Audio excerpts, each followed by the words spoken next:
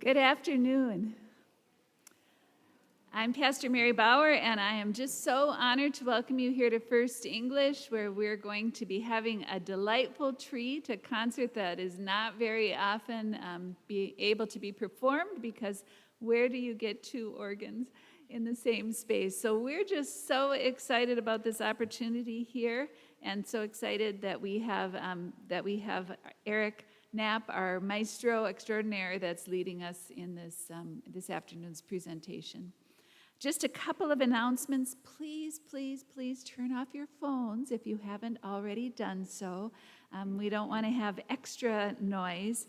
And then just for your information, our wonderful mechanical action organ takes a little bit longer than some to switch between stops. So between the movements, it might seem like a while, but be patient is what we're saying, and it will give opportunity to make all the stops that are necessary. And welcome to First English. Welcome on behalf of the Arthur Kremping School of Music and Art. We're just delighted to have this concert here.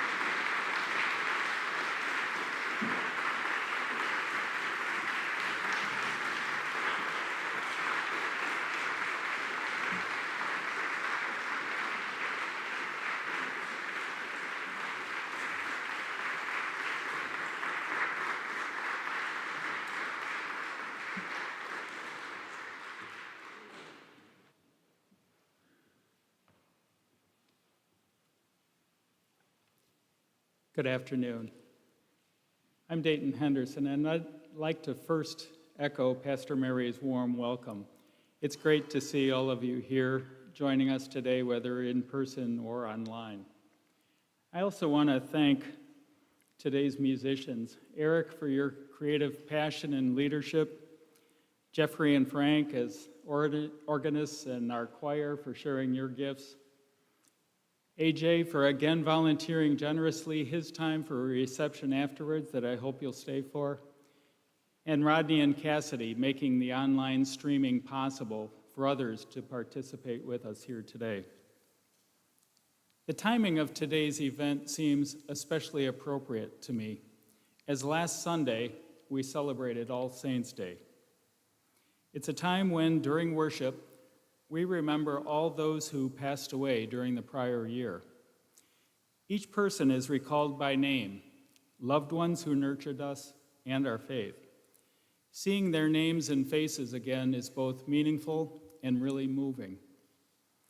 The connection I see is that we're here today because those who came before us nurtured not only our faith, but our love of music as well.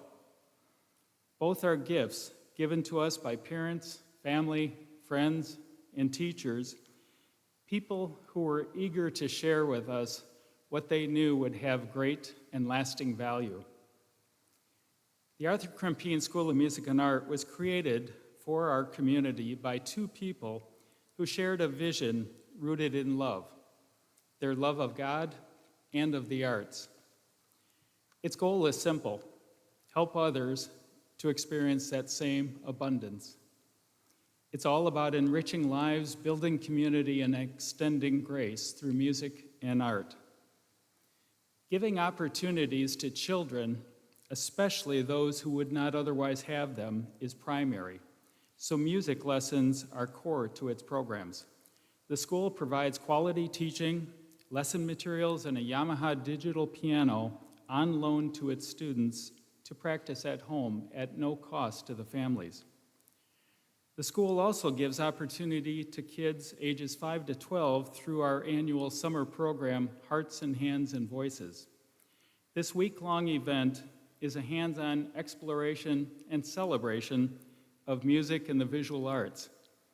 If you've seen their artwork, you've seen their joy, and their singing reflects it too. Another program, the Fox River Chamber Fest, is offered each year during the last 2 weeks of July. These concerts bring highly accomplished professionals to the area and are free to attend, and they draw people from across our part of the state. And today's concert, part of the newer Sacra Musica series, brings our community together each spring and fall to enjoy choral masterworks. For funding, the school relies entirely on those who value its mission, its programs, and their impact in our community. Having invested in them to show their value, help is needed to sustain them. Last weekend, I met with another family whose daughters began piano lessons just this past Friday. I wish you could have seen and heard their excitement. Looking back, I remember that feeling. I grew up in a congregation and community that also had amazing musicians, including members of the Chicago Symphony. I'll never forget the people who inspired me, those who taught me, and those who generously made lessons possible for me. Today, well over 50 years later, I still recall their names, and I see their faces almost as clearly as I did then. I have no doubt that years from now, children in our own community here will remember many of you today with the same love, admiration, and gratitude.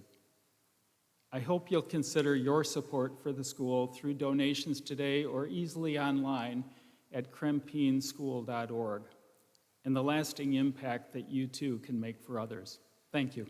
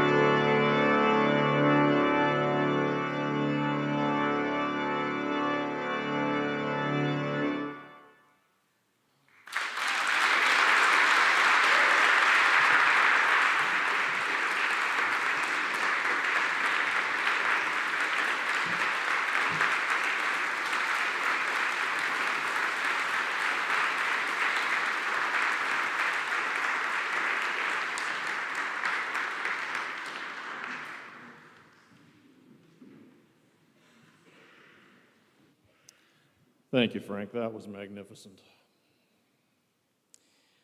I too would like to welcome all of you and thank you for attending this afternoon. My name is Barry Huff. I'm a longtime member of the congregation, also serving currently on the congregation council. There are some people here we'd like to recognize first this afternoon. Ron Wall and Christoph Wall from Wall Organ Builders. Would you please stand so that we can recognize you?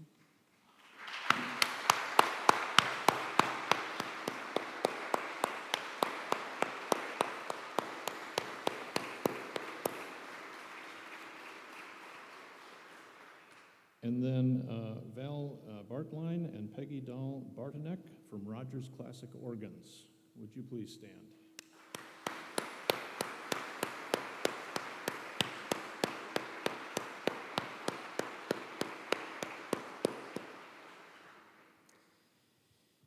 Our wall organ is wonderful in its 45th year, but it is aging. And it has some mechanical issues, many of which are simply beyond repair or replacement. And so earlier this year, we formed a task force to plan and carry out a full renovation of the instrument. We have about 10 dedicated members, and it is my privilege to lead that group. And so I want to give you a little background information today on where we're at with that. Why do this renovation? Well, there are some characteristics of the instrument that I think it's worth you considering. You're hearing today how wonderful it is with its medium and loud voices. It has plenty of capacity for loud things. It is not quite as capable for medium soft and soft sounds that are often useful for accompaniment for small groups or church services or funerals where the attendance may be relatively low and you just don't need a lot of volume. And you've witnessed the missing preset pistons. All of the stop action is manual. It takes time. And that's something that certainly can be improved. So the advantages of the planned changes that we are moving toward are, first of all, to maintain the mechanical action of the instrument, but to improve it. It will still be a mechanical tracker. We will be able to reuse a majority of the pipes. There are a few that are in condition they cannot be reused, but a majority of them are in good shape and can be reused, which is wonderful. That too will help preserve the character of the instrument. We have a very good possibility of adding a third manual, a third division, which would be perfect for those quieter accompanying needs. We absolutely will add piston presets. In Erich's words, that will make the instrument so much more playable. The key desk, as you see now, faces entirely away from the rest of the sanctuary. That will be moved to the side with the rest of the instrument. This instrument will be on two sides, which will open up that interior space. So the key desk will be off on the lectern side and will face forward at an angle, which will give Erich a chance, if he's accompanying on the organ but directing the choir at the same time, he will have a better line of sight for that, and he'll be able to see directly down here what's going on during the service. We'll be able to take advantage of improved materials and technology as the instrument is rebuilt. We'll be able to make innovative reuse of the balcony space for choir, for handbells, or for other instrumentalists who may be up there. And we'll be able to improve the lighting and the heating and air conditioning system as well. So who benefits from all this work? Obviously, First English does, as we use the instrument for our services, for funerals, for weddings, and other special events. But no less important is the benefit to the community, and you here today are all witnesses to that. The Sacra Musica series is a wonderful series of events where we do a fall concert and a spring concert, and it draws many people from the community. There's also the summer lunchtime organ recital series, and we have a history of having one of those events here. Erich had one back in August. I'm sure many of you were here for that. That's another community benefit. Dayton mentioned the Fox River Chamber Fest. I'm not sure historically that there's been organ involved in that. I think it's primarily been strings and woodwinds and so on, but in the future, who knows? Maybe there would be a usage for organ with that, and that could be another benefit. We also have a wonderful association with Lawrence University. You may not be aware that Dr. Daniel Schwant, who is the university organist and lecturer in music at Lawrence, teaches lessons here. and the students are able to practice here. Another wonderful use of the instrument. And when we get it finished, we would love to be able to promote this as a destination of choice for professional organists to come and perform recitals. Again, benefits far beyond the immediate needs of our congregation. So what are the stages and timing of this process? In recent months, we've had meetings where we have gone through and kind of taken a deep technical dive into the current state of the instrument and what we would like it to do, that functional specification for what the instrument wants to be and we want it to be. That's complete, and we are almost ready to kick off the funded design phase, in which Ron and Christoph will go through, lay out the specifics, get some visual representations together, put together a timeline and the fixed cost for the project. That will be followed by a series of time where we have procurement of components, and then finally building and installing and tuning the instrument. The expectation that this entire process will probably take 4 to 5 years. It is a lengthy process. Funding for the project will be done through a capital campaign. This will be funded completely outside the normal FELC annual operating budget.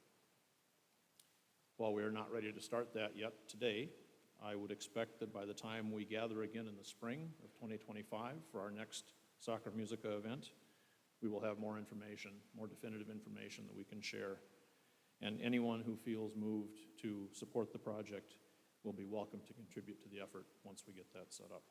We will have permanent displays of donor recognition here in the facility for those who are part of the project. In closing, I'd like to paraphrase something from Martin Luther. Second only to the word is music. We are deeply committed to making this investment in the organ to provide decades of continued service and glory to God. Thank you, and we look forward to welcoming you back for future music events.